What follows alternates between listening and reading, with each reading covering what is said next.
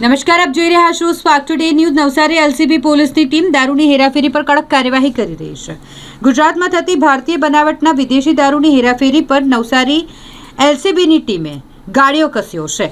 પ્રતિબંધિત દારૂના કાળા કારોબાર પર રોક લગાવવા નવસારી લોકલ ક્રાઇમ બ્રાન્ચની ટીમે મેદાને આવી ગઈ છે। વિતેલા 3 દિવસમાં એલસીબીની ટીમે નવસારી જિલ્લામાંથી 2 કરોડ 95 લાખ રૂપિયાથી વધુનો દારૂ ઝડપી પાડ્યો છે, જે પૈકી બોડી લોશનની આડમાં લઈ જવાતો દારૂ તેમજ 200 રૂપિયા કિલો લસણની આડમાં લઈ જવાતો દારૂ પણ પોલીસે ઝડપી પાડ્યો। બુટલેગરોના કિમિયા ખુલ્લા પાડી દીધા છે।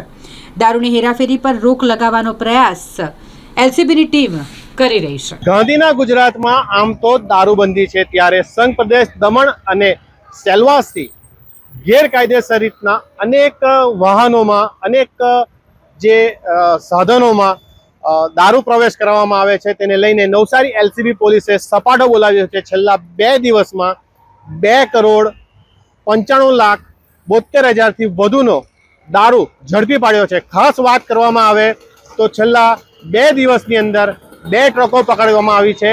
સાથે જ વાત કરીએ તો એક કન્ટેનરની અંદર વેસલીન લોશનની આડમાં દારૂની હેરાફેરી કરી રહ્યા હતા, તેમને પણ નવસારી એલસીબી પોલીસે ઝડપી પાડ્યા હતા।